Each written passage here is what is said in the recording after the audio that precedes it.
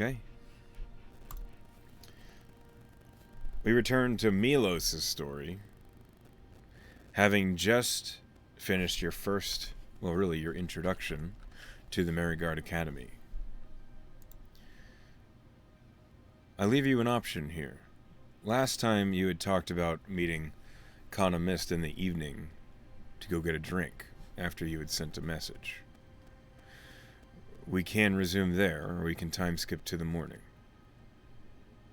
Um, I don't think I want to time skip because I like the idea of, I mean, it's all part of his introduction and like meeting people, and um, I don't know that I want to skip over that. That's fair. Then in that case, we will pick up right where we left off. As you have just finished your visit to the Post and Parcel. You are in the city of Ferrum. It is just hitting the afternoon. All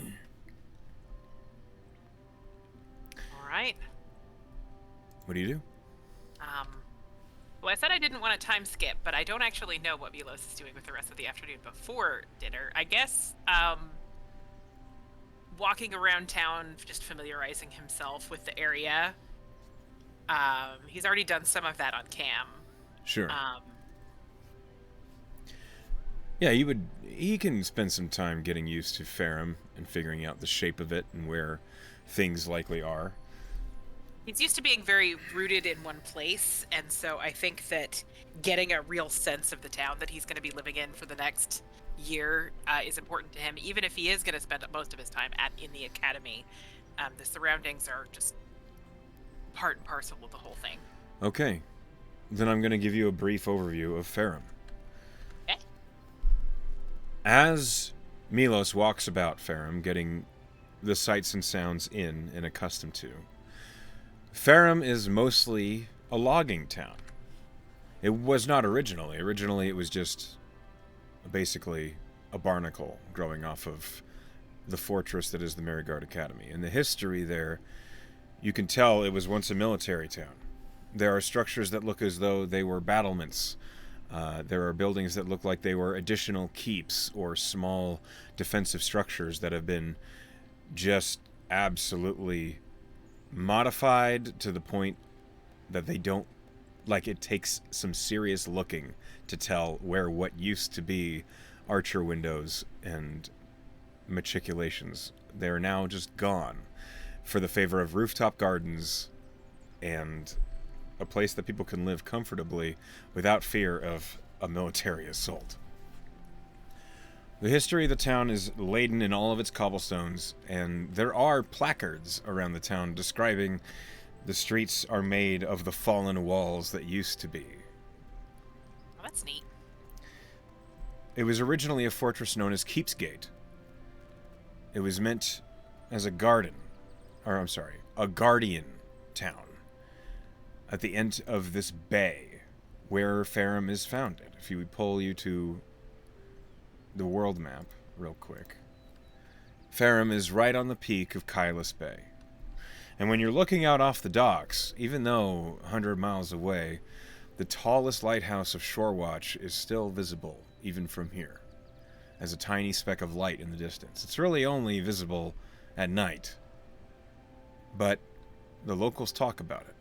And this is a sort of thing that Milos would learn just by exploring the town. I'm going to pull you back over to the map of the city. As it is now a logging town that also favors itself for trading, the amount of wood that comes out of Ferrum is remarkable. The Allen Forest, with its connection to the Feywild, seems to grow quickly. The trees resupply themselves in record time, faster than most other places. You learn in your marches about that the wood from Ferrum and the Allen Forest is remarkably good for making staves and wands, as it seems to be very comfortable holding enchantment. Are you proficient in Arcana? No. You wouldn't surmise as to why, but it seems to be a reputation thing. The word about town is magic items made from Ferrum wood seem to hold their charge really well. Are there any? I mean, I'm sure that there are. Can I locate, like a woodcarver's, like a toy shop? A toy shop. Yes. So, as you're looking at the map, the logging district is the Rain Road. This red district is generally considered to be the industrious side of Ferrum. And it's where lumber comes in through the broad gates that head to the northwest. It's basically where the artisans and crafters work and live. This massive structure is the biggest logging company's building. It's where most logs are hauled in and broken down into quarters. Immediately near that, the market, this stretch of road is almost like a tourist attraction, where there are like lots of little shops with windows and yes, little things in the window. the sort of places where you can buy handmade furniture of Ferrum wood, or also even small magical items. And if you're looking for a toy shop, it would be easy to find one. I think I would like to look for a toy shop over there. Okay. So as Milos just keeps wandering, he finds his feet just sort of drifting over towards the craftsman's area, and then he starts looking around for a toy shop. Okay. Yeah, go ahead and roll me a quick investigation check. Okay. He didn't have a goal when he started this, and then just kind of developed one while I was listening. Sure. Well, it's not great. It's a 12. A 12. Well, it takes you a minute. As you're looking about up and down, you wander for maybe 20 minutes as you're searching for a toy shop. And at first, your eyes glaze over one, and it isn't until your second pass through that you realize, oh, that is a toy shop. And in script burned into a wooden placard over the door, it says, building blocks. I would like to go into the shop and look around. Okay. It is... So you are immediately hit by the smell of freshly cut pine. It seems as though most of the toys in this shop are made of softwood, which means there are a lot of them, and while they're not the highest of quality, the quantity in this shop is overwhelming. Shelves are absolutely covered with wooden horses and soldiers and dragons and contraptions that seem as though they're representations of things people might have seen in real life, like a wagon or a ship settled into a dock, these sorts of things. You imagine it would be not hard for a kid to get absolutely lost in here. And there are a few other customers that are milling about, gathering up toys, probably for their children. But who am I to judge? Maybe for themselves. Behind the counter, an elder dwarf, bald in the head, gray in the hair, is currently ringing up a customer. And when you enter, he says, "Welcome to Building Blocks. I'll be right with you." Thanks. And while he's taking care of the other customer, Milos is just gonna wander around looking at the shelves, just seeing if anything here especially catches his attention. Sure. Roll me a D100.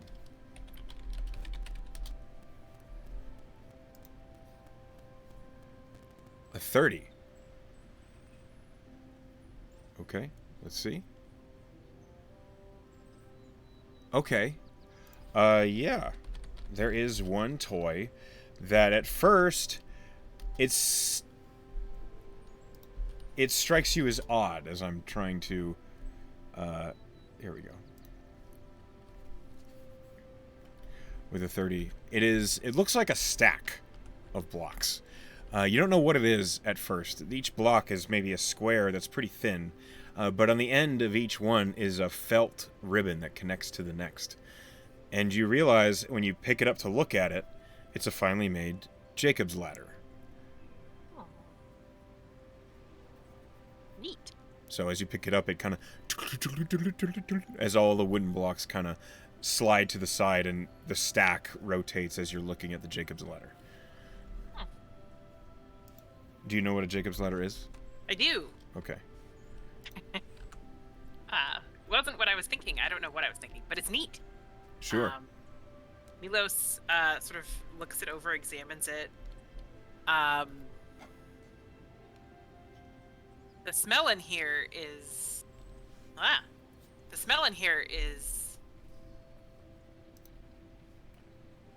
very powerful, and he kind of sniffs at the toy to see whether some of it is coming from the toy or is it's all just in the air.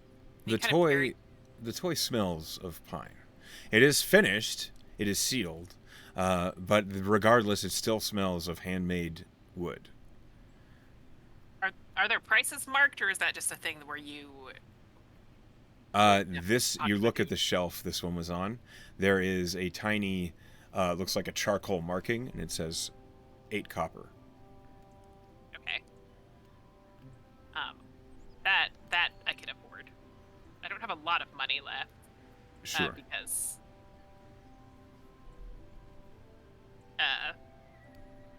the only money that was separate from the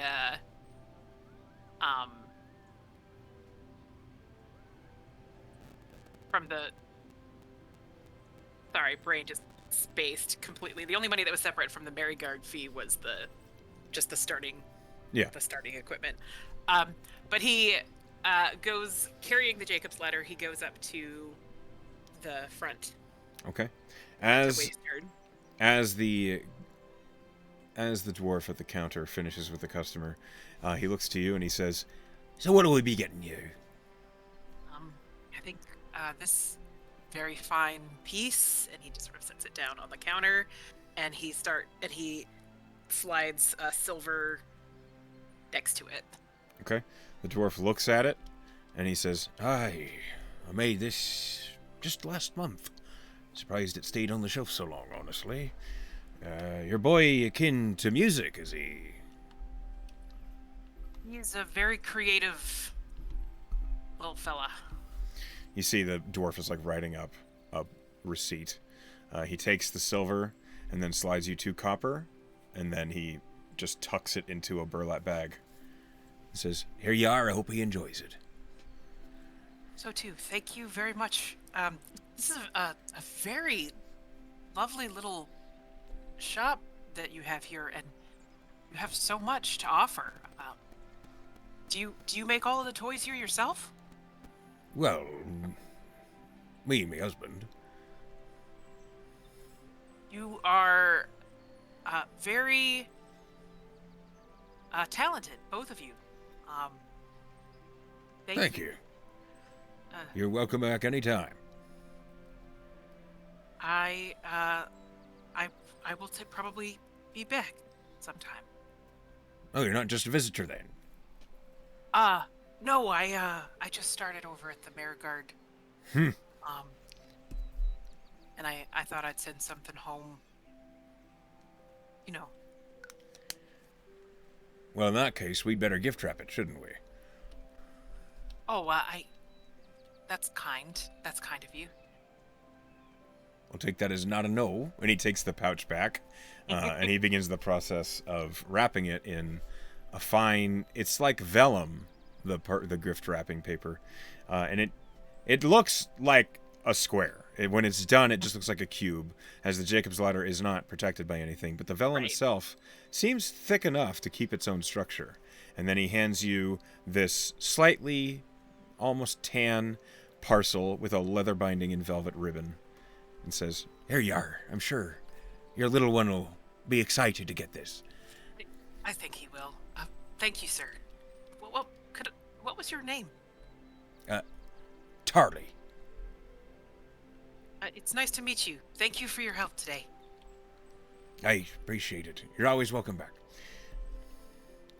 Nice. You see, actually, there is a small name, like a name placard on the front of the counter. It says Tarly Block.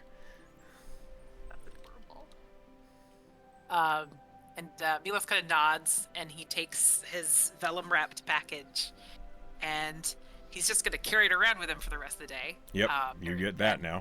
he just heads back out into the street. He's sort of at loose ends, and he just keeps exploring around. Okay. But eventually, he's going to make his way back towards the tavern where he's going to meet. Well, if you're wondering about Ferrum, it's going we to can be... we do an encounter check. I mean, obviously, because This he's is... just wandering around. Because there's several hours between now and he's just looking around at stuff and exploring and getting a feel for the place. So yeah. Give me a D100.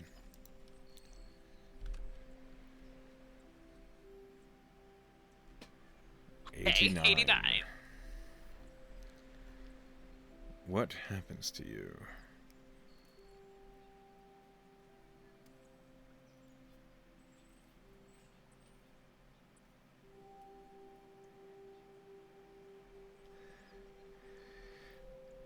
Okay. That's bizarre. Reroll it, please. That doesn't work. All right. All right, 27.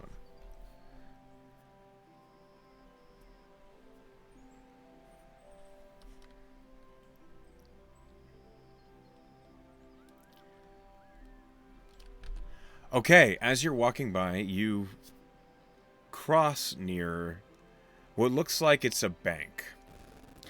What is concerning to you is there are a group of children that are hanging out in the alley next to the bank. You see they are equipped with wooden swords, and one of them has a wooden, like a toy bow. Okay. And as you're nearby, you're crossing by the alley, and you hear the leader say, "All right, so as we get closer, we're going to go around the left side, and we're going to get all the gold for ourselves, then we can get all the jewelry. Let's go." And so, it seems as though they're planning a heist of the bank. Jesus. Kind of looks up at the sky and he goes, "How many kids are there? 6. And like age range? Are they like 10. It seems Okay. like they're about 10 years old. You don't think they're any real threat to the bank? Okay.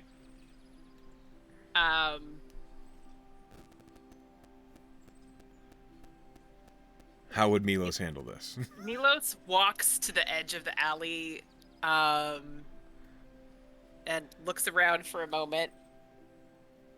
And he very carefully puts his box down Okay. so that nothing happens to it. Sure. And then he kind of looks up and he sort of pitches his voice to Carrie and he goes, "What a fine day it is. I sure hope no one is planning to do anything irrevocably stupid to their lives today." Okay.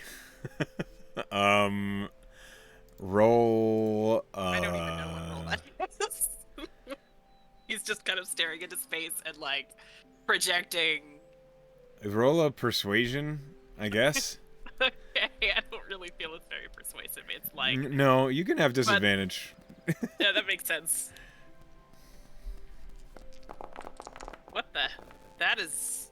It's a lot of dice you just rolled. What the hell did I... What? I'm sorry. I gotta figure out what just happened. Okay. Apparently I hit control and I pressed the button and it rolled it... Rolled it 3 times. Your first one was a 15, so we'll take that one. Why did it roll 3 times? Who Anyway, knows? Sorry. Carry on. It's not a big deal. As you are standing outside this alley, just kind of saying that aloud, you see out of the corner of your eye, 2 of the children look up and realize that you're talking to them, at least not directly. And one of them is the one who's wielding the toy bow, and he appears to be the leader, quote unquote. And you can hear him say, "Oh, cripes, we've been found." And there's some muttering that's too quiet for you to hear from here. Then one child walks out of the alley past you, His hands are empty, but you see stuffed into the back of his shirt and pants is a wooden sword that does not... It's really obvious. And as he's walking by you, you see he kind of makes a show of looking around as though he's lost. Your passive insight tells you he's just trying to see if you're there still. And then you watch as he kind of walks up the street a little ways, and then he kind of ducks behind like a cart. And then you hear a very telltale "Caw!"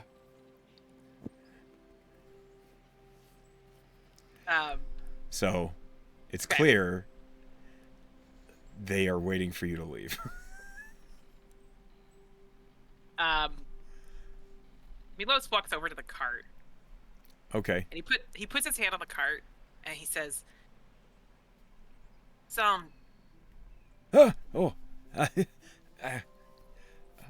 Son, what?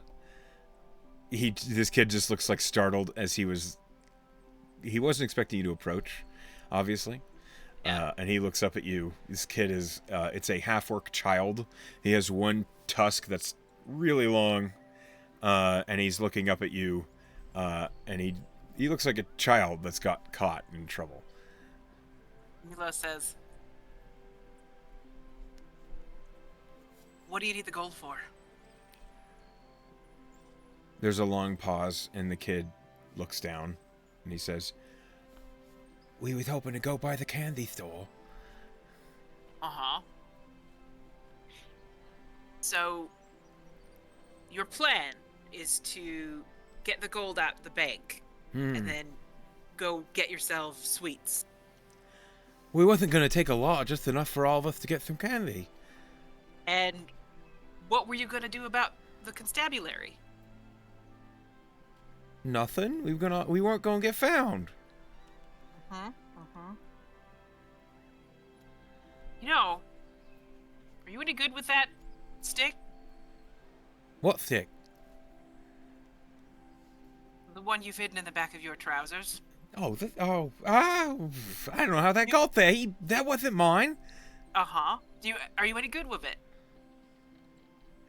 He kind of like holds it out, and then he seems to grow a little braver, and he says, "Yes, I'm the best amongst ever my friends." Oh. All right. You know, what you really want is sweets, and you're good with that. I bet you could find yourselves a way to earn it without getting into trouble. What you mean? Strong lad like you, good with a striking stick, It's a sword. right? Right, definitely a sword. It's a long sword. Mm-hmm. Very long. Very impressive. Look, kid. When I was your age... Well, you're a bit young to work, but... you could probably find...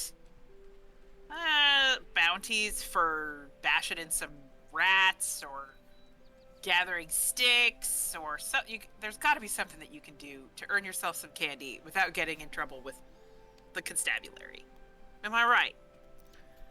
He like kicks his foot and says, "But there's the stories about the bandits, and some of them seem pretty cool." And he looks abashed. Why don't you roll me a persuasion check? Sure. This one's not at disadvantage because you're being reasonable. 17. Yeah. As you're talking, though, you seem as though you've hit a note. And he says, "Okay, I can probably give that a try." And he still kind of looks ashamed, but his eyes are not making eye contact. I'll tell you what.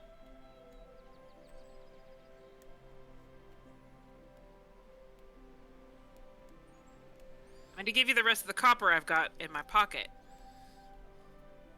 And this is on the way to be in a down payment on the first thing you managed to do with that sword that isn't a crime, right? He looks up at you, surprised that you're gonna, like, actually give him money, and he just says, yeah! All right, good man. And I only have, like, 5 copper left in my pocket, but Sure. that is what I give it to the kid. You give this kid 5 copper. And he looks at it in his hand, and he looks at the sword, and he says, I'm sure the old Fipstool always has rats in the basement. I'll see if they need them bashed. And he runs off. Milos kind of laughs and rubs his head and goes and collects his box. Okay. There's no sign of the children that were in the alley. Yeah. I mean, they were warned. Yes. They heard the caw of you still being there. Yeah. Milos kind of laughs and just...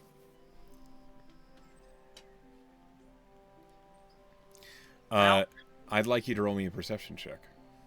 Hey.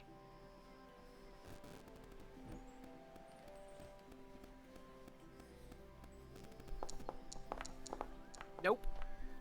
A 6. Okay. That's 6. I will roll to contest. Because it is a kid.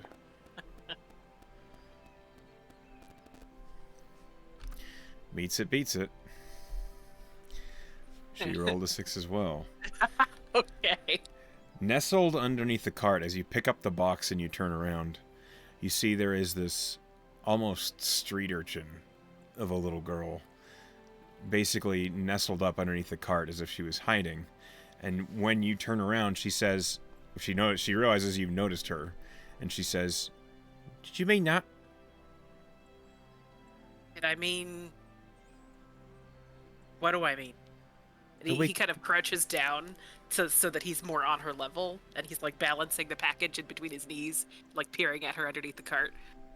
That there's honest work for those of us that can't even pick up a proper job. Yeah. Yeah.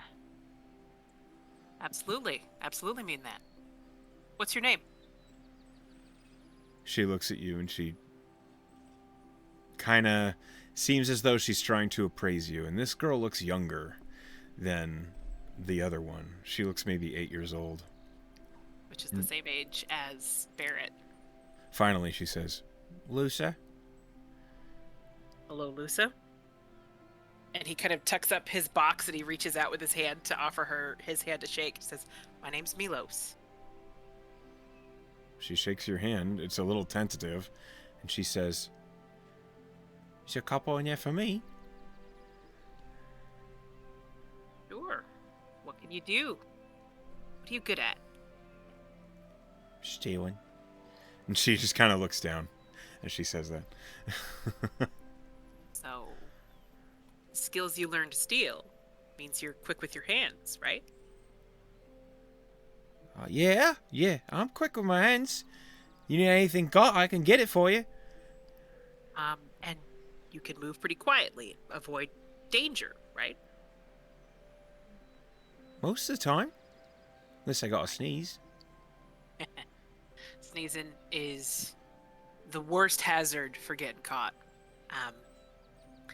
But I'll tell you what.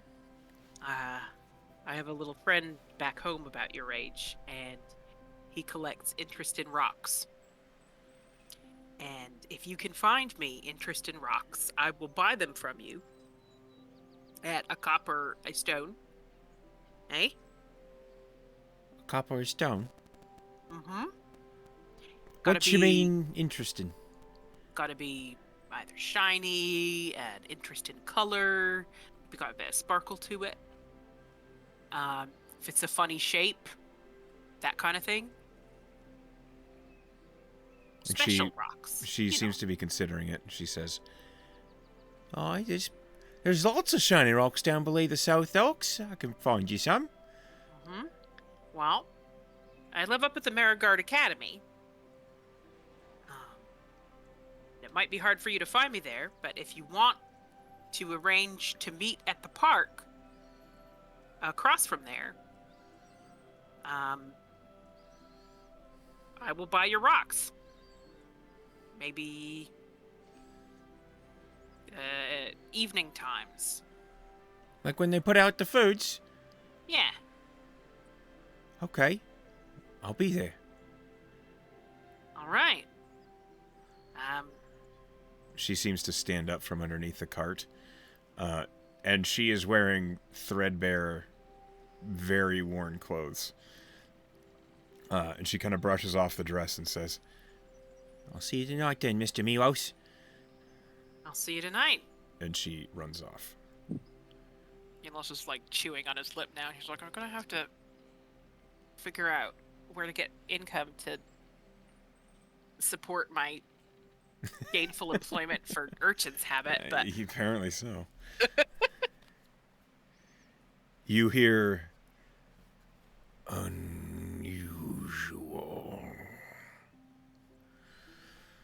but amusing. well, it'll give them something to occupy them that ain't getting themselves in trouble.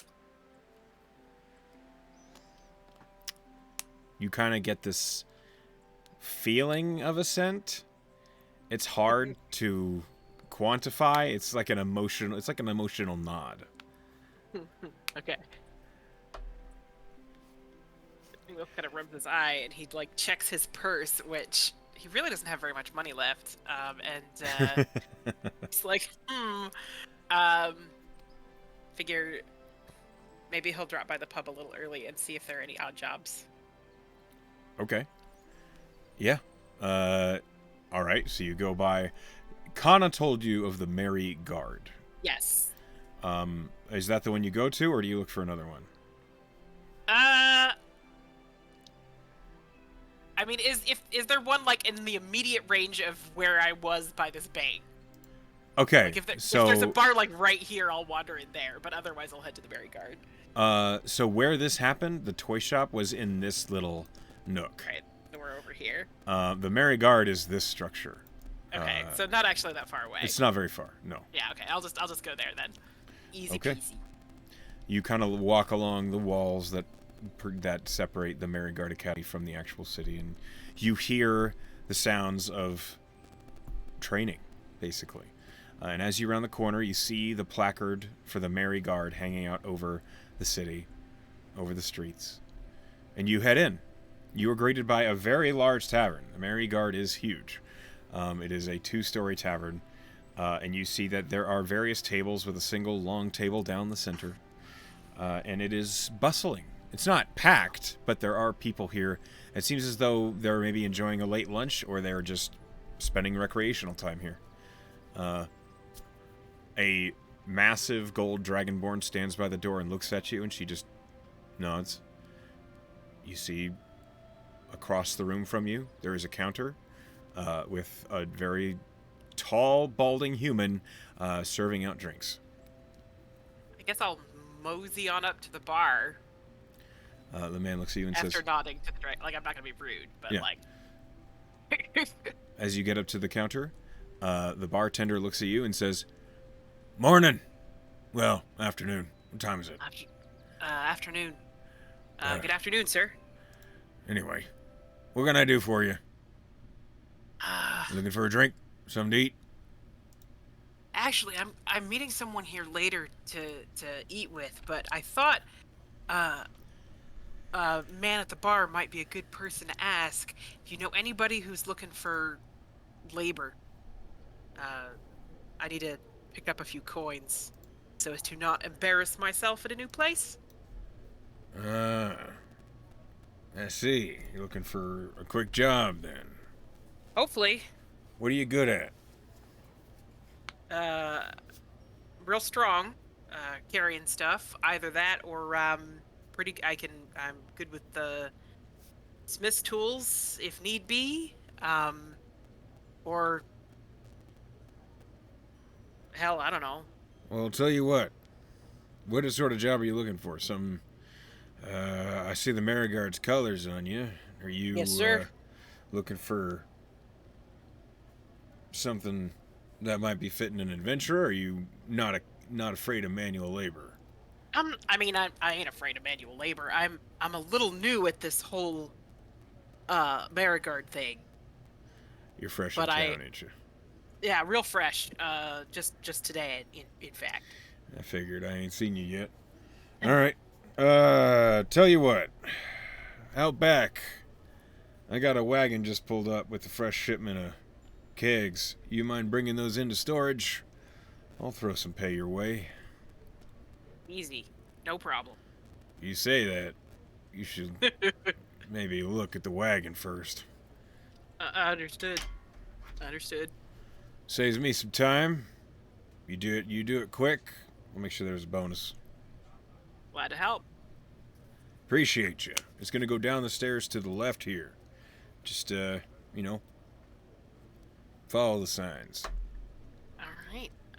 Milos will nod and then head on back. Okay. The path that you take, you go through two doors. The first door leads into the kitchen, where a chef and a helper are busy dealing with whatever their orders are, and they don't even like give you a second look. The chef looks up at you, and as you're heading toward the door that opens out to the back, she just returns to what she's doing. And as you open up the back door, there is a large cart right outside the back door. Looks like it's waiting to be unloaded. And as you're looking at it, there is a halfling with black hair who's kind of standing by it going, "Now, how in the nine hells?" And when you open the door, he says, "Hello?" Afternoon. My name's Milos. I'm here to help haul those kegs down into storage, I guess. "Oh, you're a big human, ain't you? That'll make this right quick." That's the hope. "Yeah, all of it's gotta go. So, you start hauling, and I'm already doing this, so." And he picks up another crate. Why don't you roll me in athletics as you begin to haul these crates and casks and kegs and boxes of liquor and alcohol down into storage? Well, that's not a great roll, It is not. alas. With a 9. It's slow work. The halfling is slower than you by nature of being a halfling, but not by much. It takes a while to haul all of this shit down. It's painstaking work, and after an hour and a half of moving boxes, I need you to make a con save. Okay.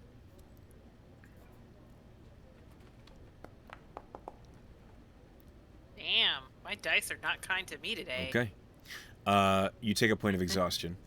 All right. However, over the work, each crate and keg is between 20 to 40 pounds. So at first, for a big guy like you, this isn't that big of a deal. But after 10 minutes, you're starting to feel it.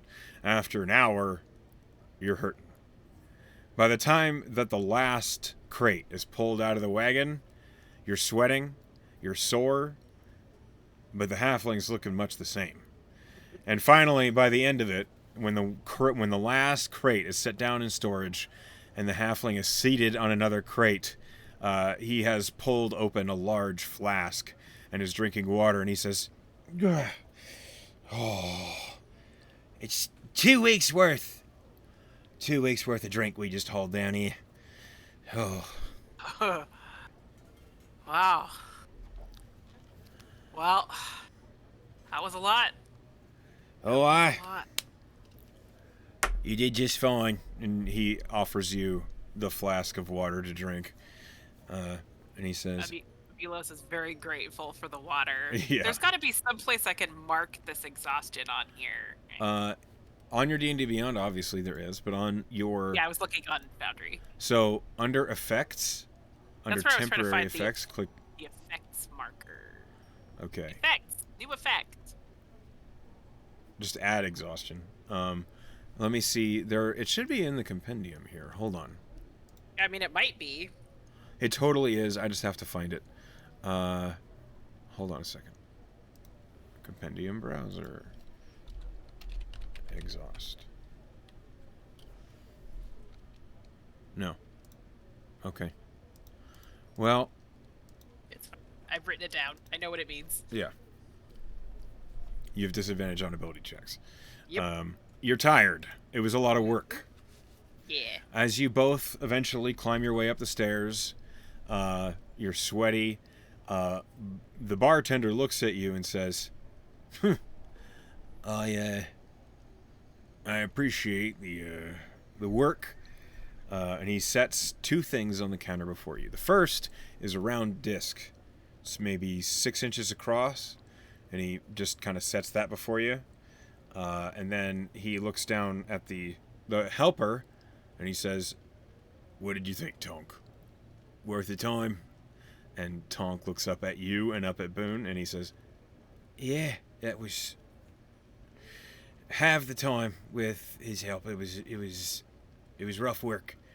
And the bartender nods, kind of jostles a bag, reaches into it, and then sets 15 gold on the counter for you. Milos stares at it like, whoa. Thank you. That was more than... thank you. You're welcome. Don't forget to get cleaned up. And he kind of points at the stone. Roll a history check. Okay. This is a low DC. It's likely you've seen one of these before. Probably have them in the mines.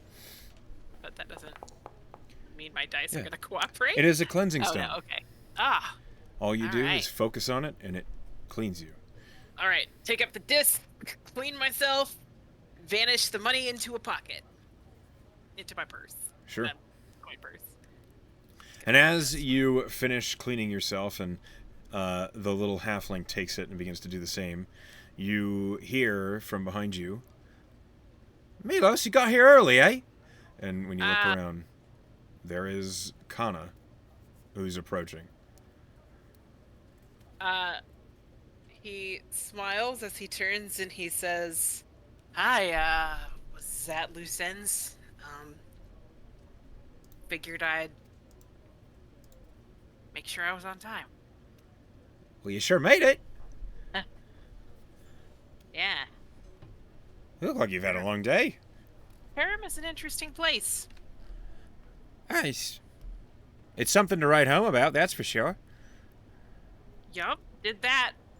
Milos laughs. You did that. Oh, you said you were going to do that. I remember. Oh, like a steel trap, this is. And she taps her head.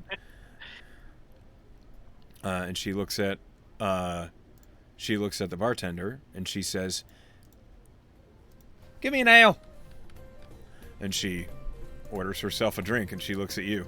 Yeah, make that too. The bartender kind of smirks and says, "All right, 6 copper," as he begins to pour out mugs. Yeah, Milos will... He doesn't have any copper left, so... You break He'll break a... he has 2 silver and the 15 gold that he just got. Yeah. A change fairy appears and breaks it for you. Yeah. No, It's funny. the bartender handles it for you, and you are provided a pint of sweet-smelling ale. And Kana points to one of the booths, and you can see that there is another individual already at the booth. All right. So, for the sake of this, so you can see what they look like, I will place Token. their tokens. Hold on a second here. As I get through all this.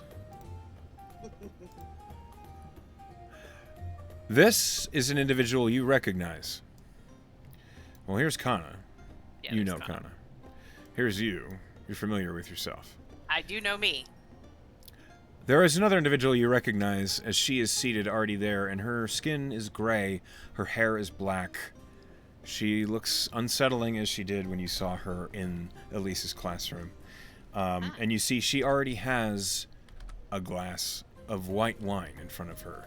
And as Kana slides in next to her, she kind of looks at the opposite side of the booth for you. The individual you remember, her name was Dag. Dog. Right. And as she looks at you, she says, Kana said that I'd see you again. Well, does seem likely, even if we weren't here at the same bar. But, hello, Dog and Kana. And he raises his ale as he sits down across from them. Dog says, I had assumed you would go home. Really? I can see I was mistaken. And Kana says, be nice. And she kind of like... It would be looks quite scornful. a trip to go back to Trident. I did just get here this morning. Trident? That is a ways. I am surprised. And Kana is like looking between you and Dog like, did I start something? Was this a mistake? Maybe? And Oh, Dog just shakes her head. No, I appreciate the opportunity to get to know new people. And Milos takes another drink from the ale. It is a long short drink. Sure, yeah. He's like, fuck. Dog takes a sip of her wine as she looks at you. She says, so I couldn't help but overhear. Okay, I was listening. Your conversation with our instructor. You have an unusual patron. I do too. So I'm told. But a very different flavor, I guess. Well, you have the advantage of me, it seems. Well, I don't know much. And I'd really like to know more, aside from yours being a turtle. And Kana is like, looks as though someone who's not part of the conversation and is very confused, and she says, wait, what are you talking about? Apparently, my fellow student was listening when I made the acquaintance of my patron earlier today. I prefer being honest about things at all times. And Kana says, she does. It's really annoying sometimes.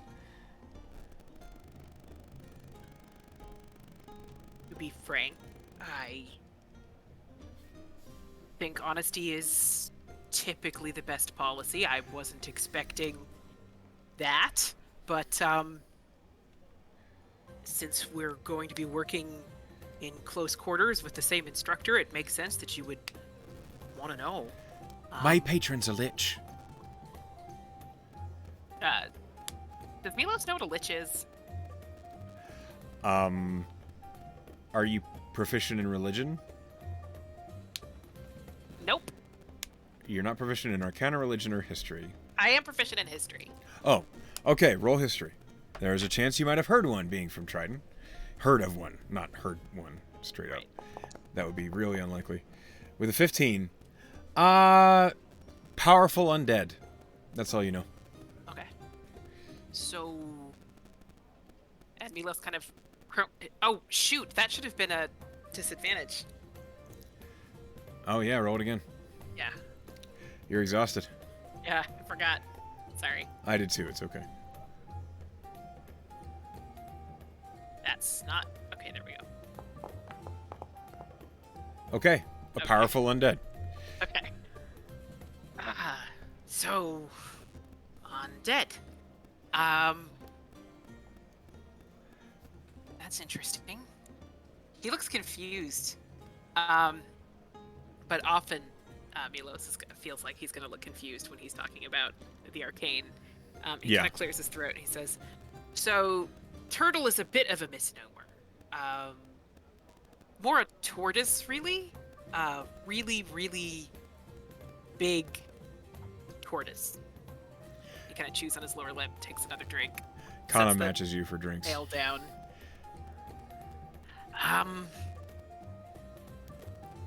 Elemental. Ah. Earth elemental. You smell of stone. He kind of You sniffs at himself, and he has just got done with a cleaning stone, so he smells like probably soap. But you basically smell of like yeah, of soap and a hint of the flour that the cleansing stone imbues. And Kana like looks at Dog and then back at you, and she says, "Well, this has been very mystifying. I don't know anything about how you and your magic and stuff works. Right. Well, you're a sorcerer. Uh-huh. It's So- real easy for me. Right. Well, you're air, right? Yeah. Air elemental. My power is basically the opposite of that. Except, basically the opposite of that. Because yours came from you. And it's air. And mine came really big tortoise. And it's earth. Kana seems like she's following, and Dog says, "So how'd you get it?" Oh, wrong voice. "So how'd you That's get right. it? Ah. Did you ask for it? Or was it offered to you?"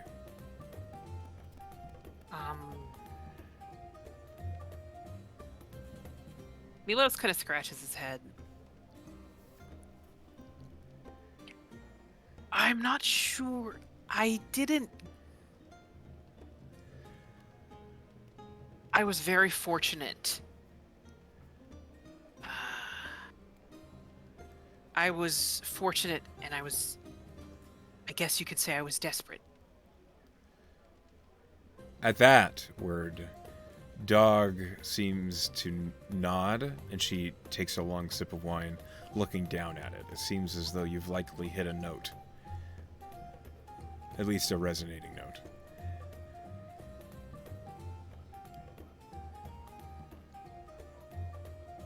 And yours, you asked for it? Or. It was offered to me when I was dying. That's, well, I'm glad that you had the option then. There is That's- that she like smirks a little bit as she sets the glass down, and she says, "Me too." Milos laughs a little self-consciously, and he kind of leans forward and finger laces over the mug, and he says, "Sounds like you and I not so different after all. Very different sources. I wasn't the one dying, but really not that far apart." It might speak to one's nature what sort of patron we find, the sort that seeks us out. And Kana is like looking back and forth between you again. And then Dog kind of really forwardly says, "What kind of person are you?"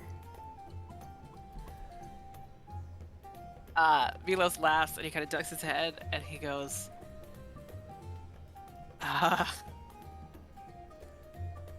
"That's something I'm gonna have to find out." Dog kind of nods, and you get the feeling with how this person is talking, you suddenly get this inclination of a lack of social skills is obvious, but it seems more like the sort of person who's used to isolation, doesn't really know how to talk to people, but she seems to be trying. And it's not like a lack of comfort in doing so, it's just literally a lack of knowledge on what to say and how to say it. And as she's drinking her wine, which is about half full, she looks at you and Kana says, "So you're from Trident. Whereabouts? I've heard lots of stories about Trident." There's a lot of Trident to have stories about. I'm from Fidi. This, at this moment, is an opportunity for you, the player, to generate lore on Fidi. Okay. So anything you say here, unless you're intentionally lying, No, I'm not lying. is true. Right?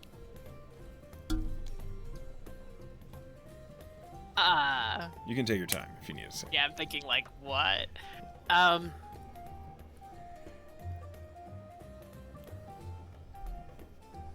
I spent most of my time in the mines, honestly, digging deep. But you want stories? I mean, yes. Most of the stories are probably Goliath tales, not really. Uh, there are. I mean, we exist. You know, my family's there. There's a smaller human population, and we work hard. You got to keep up. But mostly it's the Goliath tribes, and they're the ones who tell all the tales. There's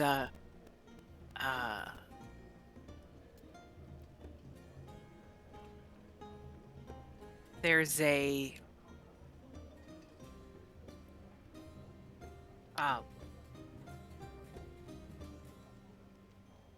longboat tradition. When you're celebrating a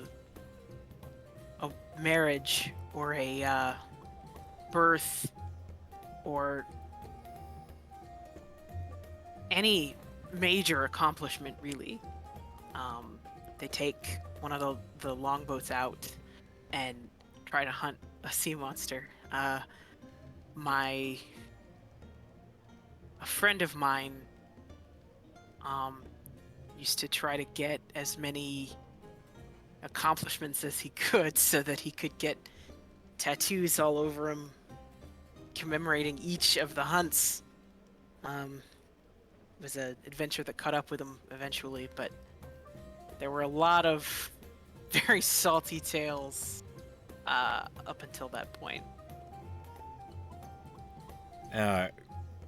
Kana seems to pick up on the hint at the loss of that friend. Dag does not, and she says, "Do you have any tattoos?" Yeah. Yeah, I have a tattoo. And she's like waiting expectantly. It's when you get married, when Goliaths get married, my ex-wife was a Goliath, so we got tattooed. It's back here, and he kind of twists around, and then he like, nope, that won't work, and then he kind of gets up, and then he lifts up his shirt in the back, and there's fucking armor there. Yeah. And he's like, oh, that won't work either. It's on my shoulder blade.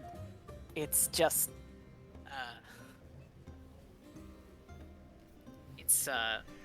You do not have to undress in the tavern. Maybe you can show me later. Yeah, it's probably a better idea. He kind of looks around the tavern. He sits back down. No one seems to notice. No one cares. No. It's pretty simple. It's just rings.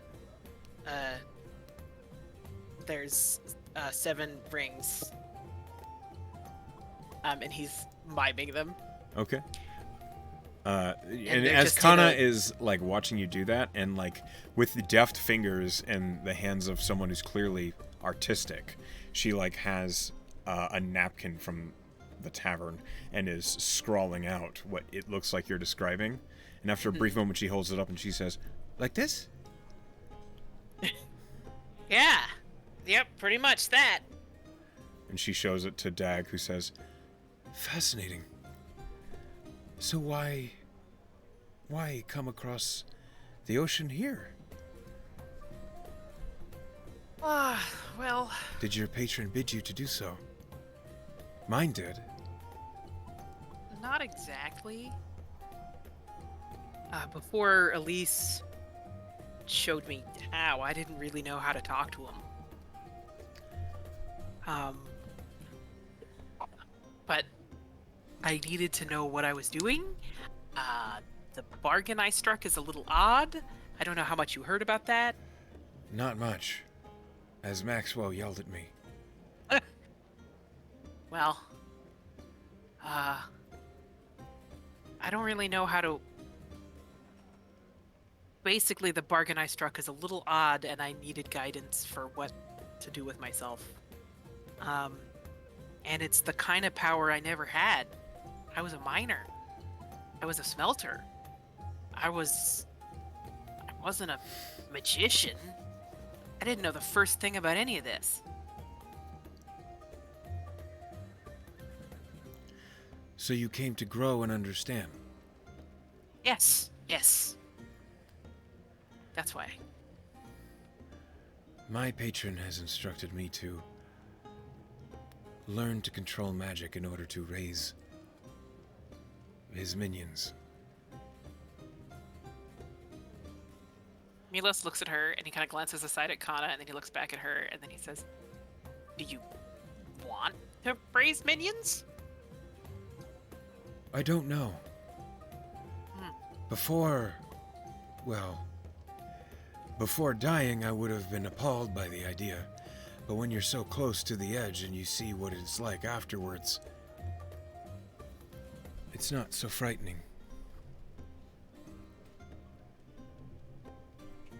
Do you still feel close to death? Always. She frowns as she's looking down at the drink, and she said, "This doesn't really taste like anything."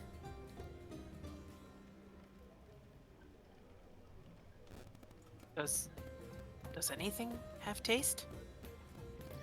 She, looks as though she's thinking about it, and Kana, who was trying to follow along, now is just kind of openly staring at Dag.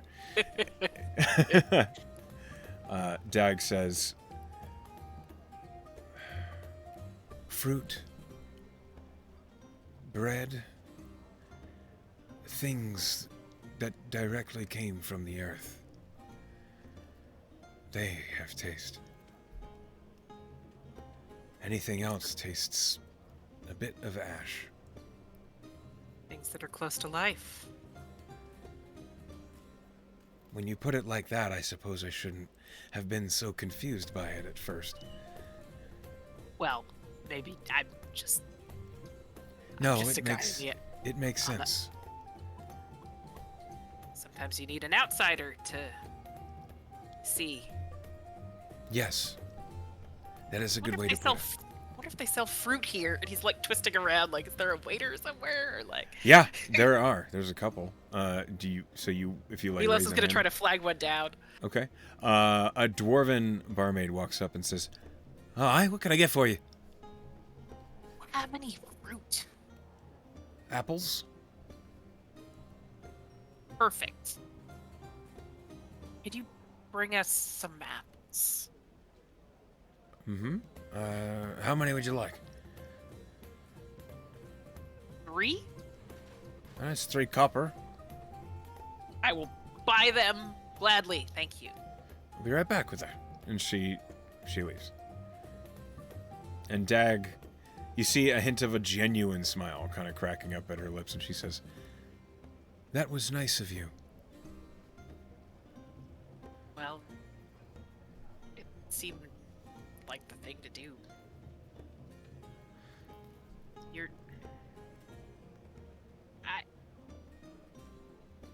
You're helping me learn here, you know? I figured I'd help you have a nicer evening. Thank you. And Kana, drains the rest of her ale, and she says, "When she gets back, I'm getting another. You want a top off?" Yeah, good idea. Wait. Yeah, one more. That's what I thought. One more. He holds up his finger. He's very determined. 1. Right. Because he's already exhausted and he has to get up early to go to class. And he's like, "I'm not going to get myself hungover on my first day of class." No. That is a good idea, not to do that to yourself. The barmaid eventually does return with a basket of 3 apples, which they are crisp. They're orange and red. They smell very fresh as they're set on the table. And Kana says, "Could I have another porter?" And Yeah, and one more for me. Thanks. she takes the mugs and goes. And Dag picks up one of the apples, and she seems to kind of regard it. And then she takes a very large bite. And she smiles because it tastes good.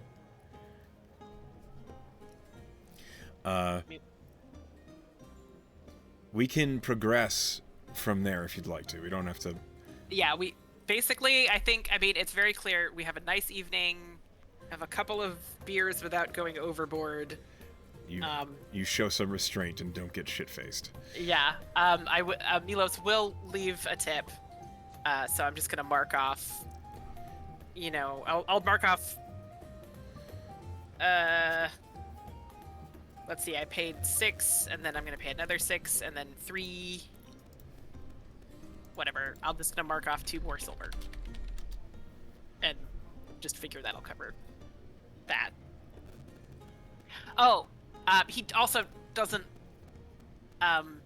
He doesn't leave the kid hanging either. That would be terrible. I was gonna get to that. Okay, good. So, you finish having a pleasant evening, spending time at the Merry Guard, getting acquainted with Economist, the sorcerer student, and your fellow student, Dag. Eventually, you do return toward the Merry Guard.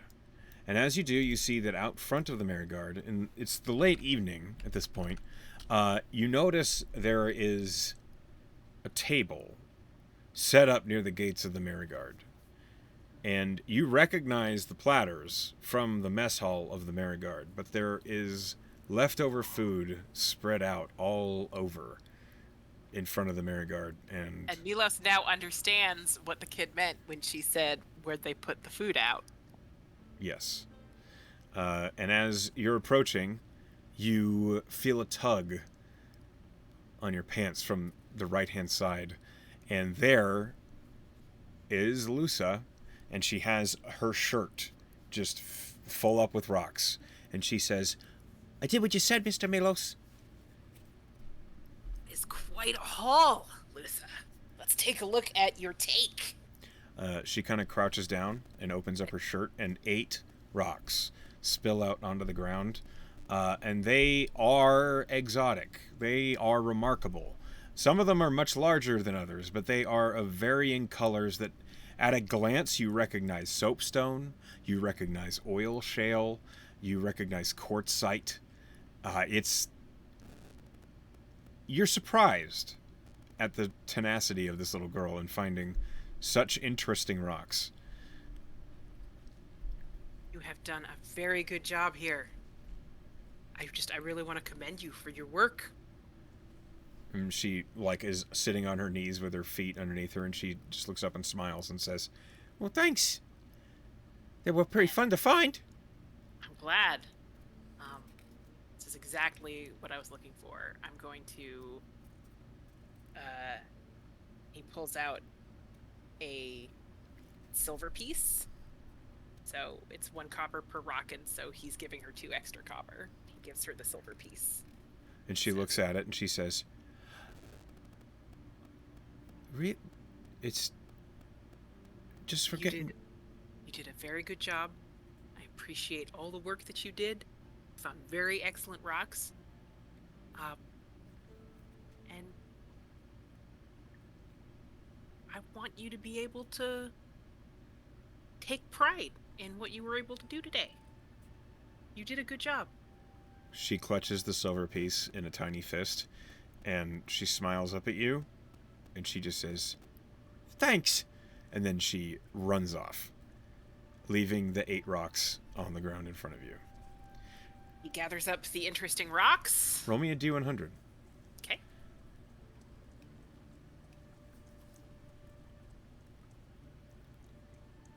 $68.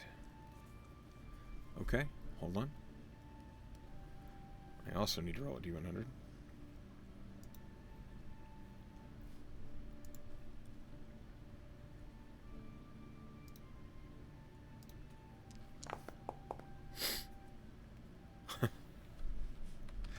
Okay, you gather up the interesting rocks. Some of them are more dirty than others.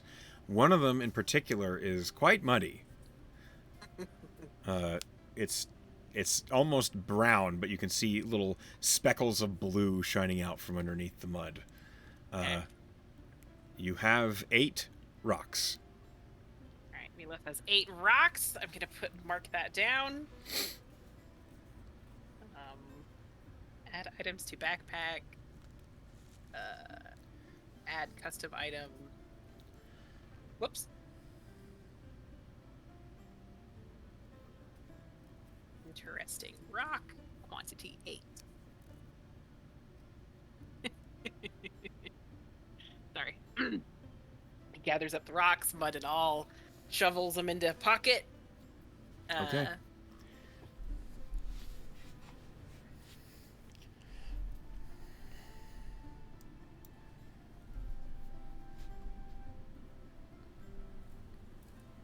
And straightens up, make sure he has his box still. You do, yeah. And then takes a deep breath. And then he heads back into the mirror guard and heads for his room. Okay. About an hour and a half passes when suddenly there is a knock on your door.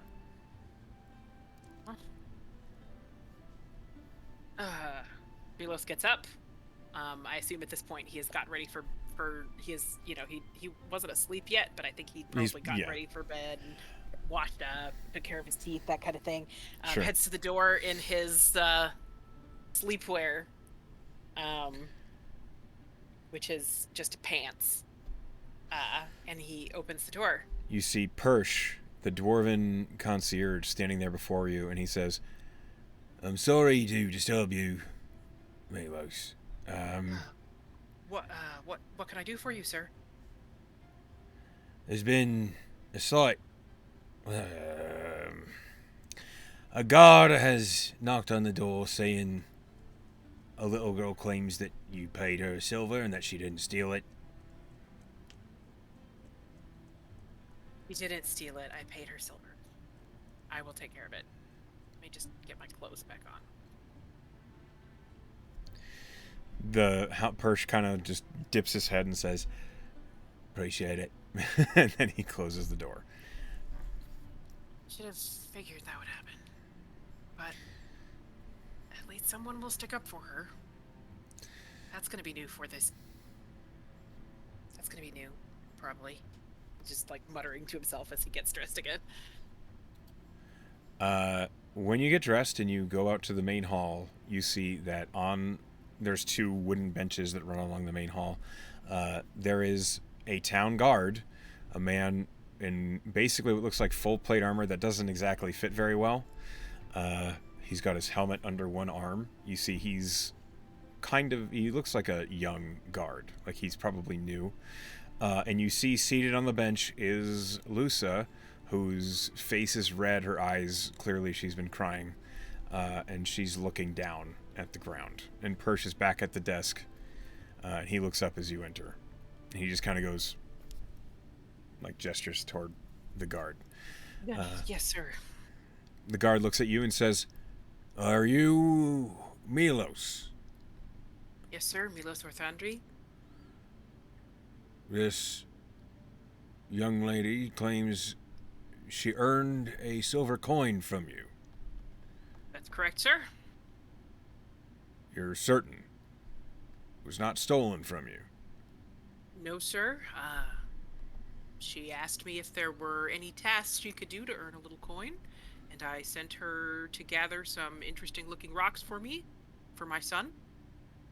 And she got quite a very nice accumulation of pebbles and stones. Roll me a persuasion. At advantage, because you're telling the truth, and she said the same thing.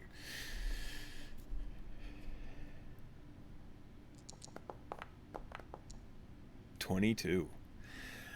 You hear, like, as you're saying this, Lusa, like she sniffles, and the guard looks embarrassed. And he says, "Right. Okay. I apologize for this disturbance. Milos nods to the guard, and he's going to take a knee in front of Lusa's bench. She is on the verge of tears still. It's clear she's been crying a lot, at least for the last little while. And she just looks at you and then looks down at her feet again. Hey, look. I told him I didn't steal it. And he didn't believe you. And sometimes that's going to happen. Sometimes you'll stand up straight and speak the truth. People still won't believe you. But the thing is, you spoke the truth. You did nothing wrong. And I'm proud of you for doing the work and for coming to get me, to speak for you, okay? She wipes her eyes and nods, and you see, like, as she, like, sniffles, a enormous snot bubble, like, appears, and she's, like, embarrassedly trying to brush it all away. And she just nods again and says, "Thank you, Mr. Milos." Of course. I'm glad I could help. The guard looks at you, and he says, "I'll see her home. Again, you have my apologies." You know, if these tykes can't earn an honest living, they're gonna steal. You see the guard looks, as you say that, the guard looks tired. He says, you're right. It's a big city, sir. I'm doing my best. That's very true. Just think twice next time, eh?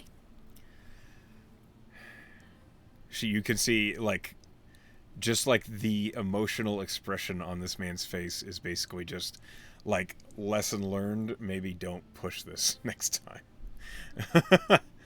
And Milos stands up and kind of dusts his hands together, and he kind of, all right. Well, You have a pleasant evening there, sir. thank you for your diligence, officer. I appreciate it. And Persh says, "Get out of here." Guard just kind of nods and beckons for the Lusa to get off the bench, and they leave. And Persh looks at you and says, "Looks like you had quite a first day." Well, it turns out sometimes you try to do a good thing and you've kind of done a stupid thing. But can't say I'd do any different if I had another chance, so it goes. Changed your life.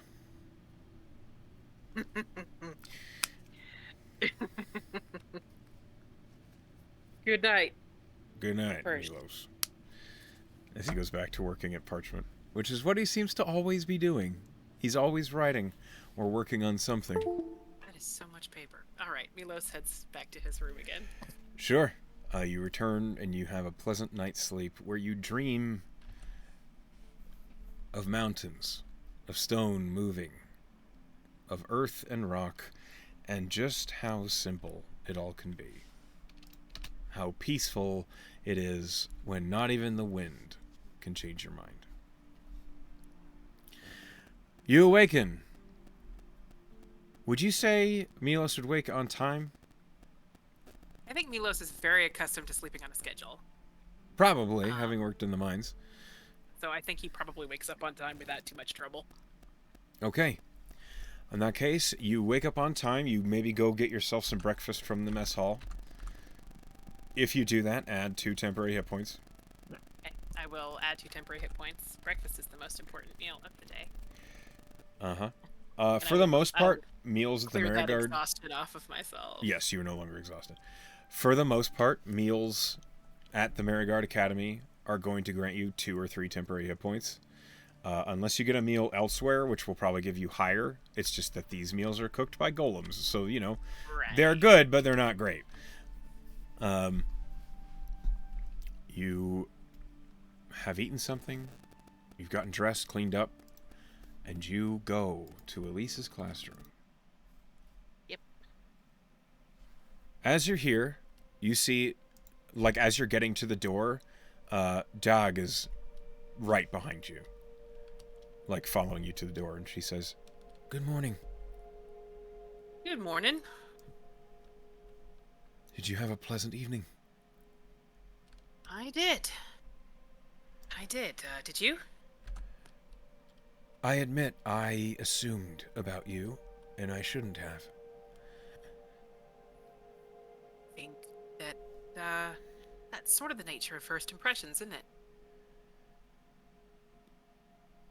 Of course. The value is when you can change them. And she, like, looks at the door and says, "Ready for your first real day?" Probably not. Let's go in. You head into Elise's classroom, where she is seated at the piano. She is gently playing a very light and lilting melody as you both enter, and she says, "Ah, my two students arriving just in time. Perfect." And as she closes the lid on the piano and turns in place on the piano bench and says, "Have a seat." Milos takes a seat. I guess in one of the chairs. Sure. I mean, there's not really a whole lot of places to sit. Yeah. It's basically someone's living room, it seems like, so you sit where you can. It seems as though Elise prefers having conversations over lectures. And as she looks at both of you, she says, "Persh told me you had quite an interesting day yesterday." I mean, I suppose. I got here. That was interesting. Well, I mean, you saw the first part. You were there. mhm, That was pretty interesting. there is a reality, I must confess. It is important to us here at the Marigot Academy to keep tabs on our students once they have signed up. So, whilst you were about on town, our kindly wizard took a look in every once in a while, just to see what it was you were up to. I hope he wasn't too. I mean, it can't have been that interesting. He complimented your tact with children. Oh, He remarked on your willingness to put yourself into financial trouble in order to prevent children from doing nefarious things to the local banks. So, wasn't really concerned about the bank. I was pretty sure that the bank had that one in hand. But if they'd done it, it would have messed up. It would have messed up their. one of the first things you will learn as a warlock student is when someone compliments you, you take it. Oh, well. Thank you. Tabernac may have exaggerated slightly, but that is the way he enjoys to tell stories, so it is what it is.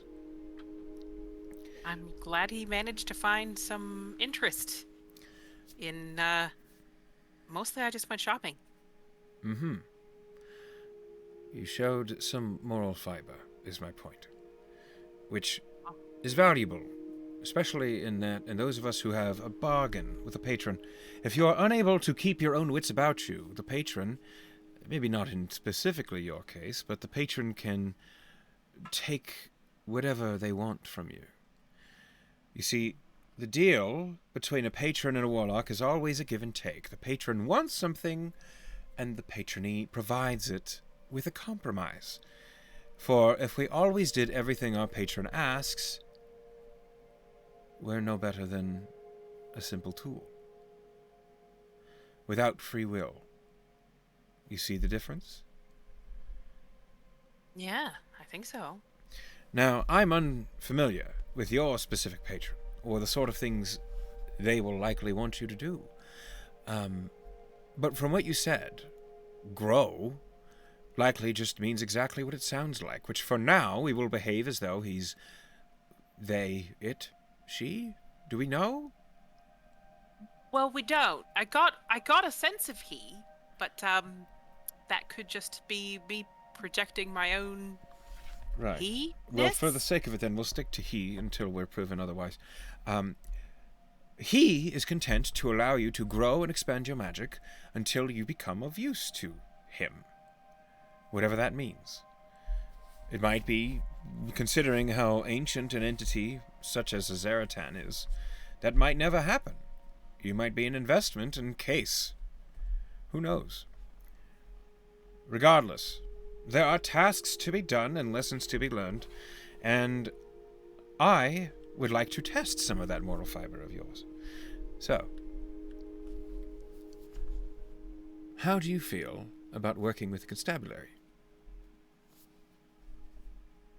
Well,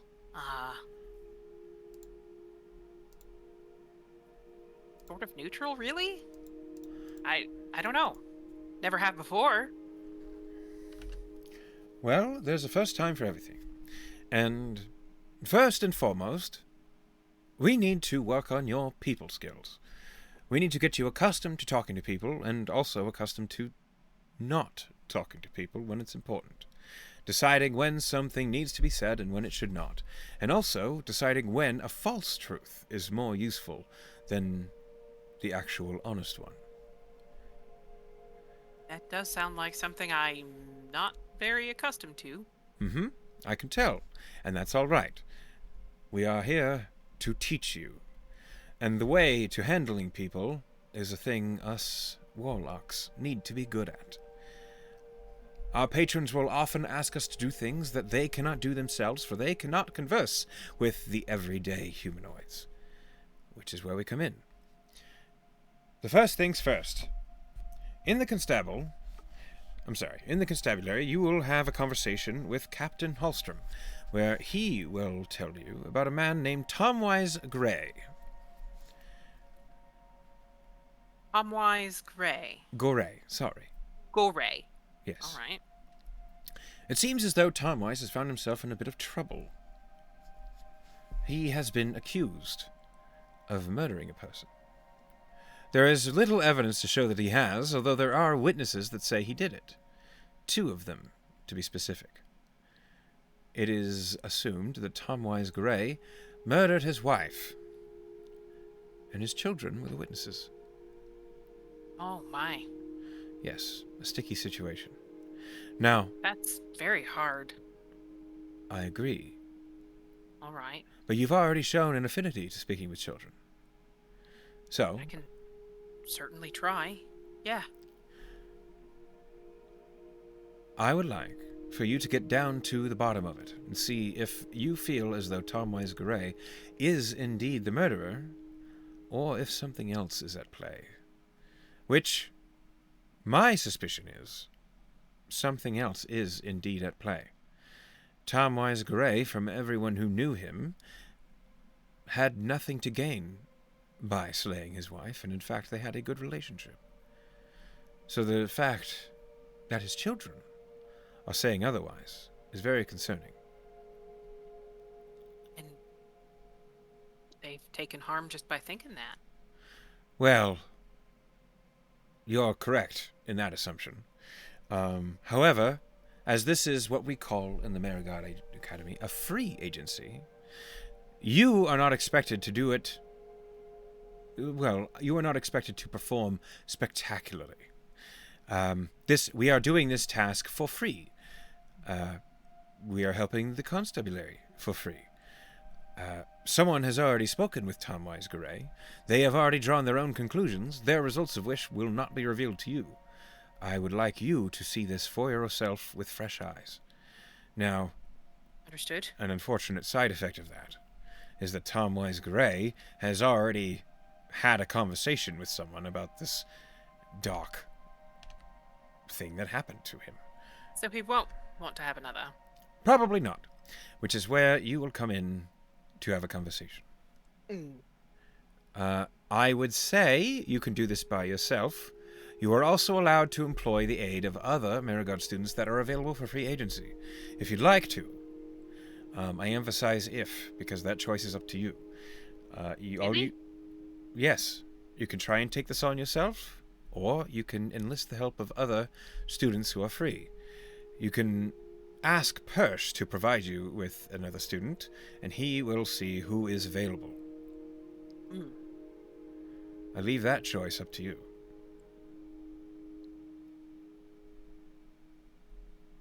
Milos kind of tilts his head. Says, "That's a test, isn't it?" Elise actually laughs and says, "This is a free agency, which means everything is a test, in one way or another. But there are no right answers. We wish to gauge how you function." Well, I think it's probably for the best to have 2 heads, not just one. Particularly if one of the things I'm supposed to be working on is communicating with people. Sure. I have faith that you will make the best choice for your situation.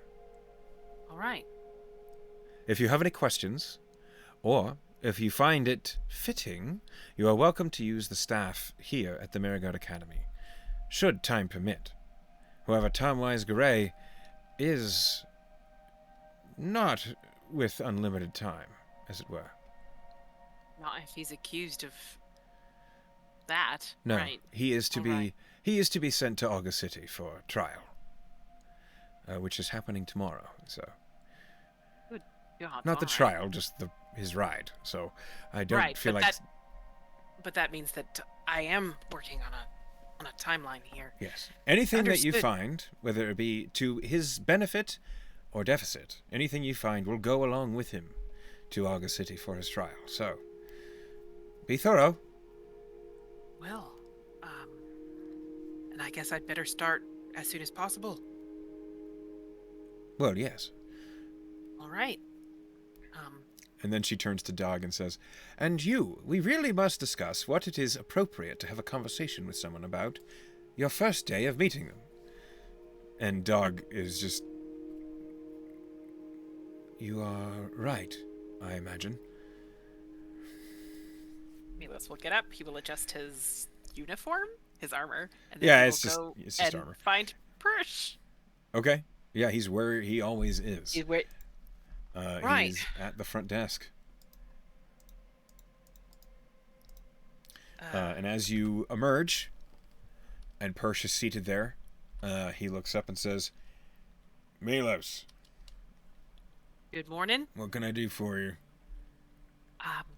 Elise said that I should talk to you about who would be assigned with me on free agency. Right. Let's see. You're handling the questionable murder case, right? Right. Let me see who's free. Roll me a d8. Let's see what NPC you get.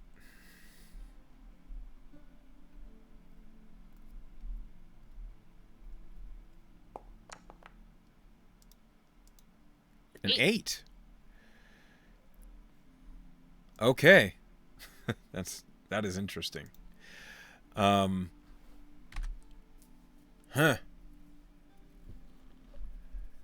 All right. You don't have a problem with paladins, do you? I don't think I've met one. Now's the time. And All he right, then. picks up a box. He sets it on the counter and he pulls up a blue stone. And you hear him say, Could you send Stoic? Yep. Free agency. Right, I'll let him know. And as he sets the stone back down, he kind of puts it away. And he looks up at you and he says, "Your colleague will be down in a second." And he gets back to work. His name is Stoic. Mm-hmm. Huh. It doesn't take long before the sound of heavy armor fills the room. And coming from the right-hand hallway, a towering Goliath of a paladin steps into the room. And you would recognize, being from Loten Helheim, the tattoos of those aspiring to basically divinity, to not clergy, but faith, appears. He has a massive greatsword in a sheath slung in his shoulder, and Stoic appears. I will place him. You can see what he looks like. And he says, as he appears, I have been summoned for free agency. Yes. Good morning. Hello, I'm Milos Orthrandri. We are gonna go report to Captain Hallstrom, I guess. Well, your accent is familiar. And he kind of clears his throat, and then he switches languages. And he says, In Giant? In Giant, we can do this if you'd rather. You see he, like, visibly smiles, and he says, It is good to talk to someone from the home front, but we can stick to common for decency's sake. Yeah, it's polite to anybody in earshot anyway. And he'll switch back to common also, and he says, so you're from home too, then? Lotenhelheim, born and raised. Me too. Small world. That's crazy, right? Milos is like rubbing his hand at the back of his neck, like, yeah. That's fat. I mean, so far from home, and here you are. Sorry. All right, let's I admit it is a fun coincidence. All right, you lead the way. I am yours to command. Well, all right. Your free agency, Yeah. So as they go, Milos will just fill him in on the details that he has from Elise. Okay. Just basic summation. Awful murder. We don't actually know what the statement of the accused is like, but the witnesses are his children, and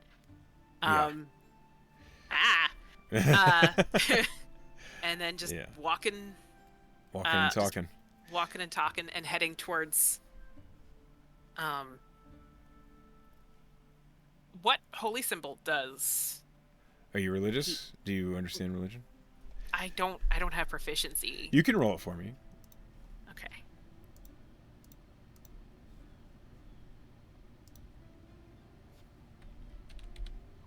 No, I don't know anything. That's a 10. A 10? No, this is one you'd know, because it's all over the place in Lichtenhilheim. Okay. It is the symbol of a chain link around a sword, bound in red cord. It is the symbol of Hond, the chaotic good god of breaking bindings and freedom. That's cool. He seems... So he is a paladin. It's clear he's got a high charisma, as he is easy to get along with. He seems affable. He tells a lot of jokes as you're walking. And he says, as you're walking, he says, for a human, you are a pretty tall one. That's, I mean, coming from Lotenhelheim, I was... It's something in the water there, I'm sure. Right! I never felt tall, though. Definitely never felt tall.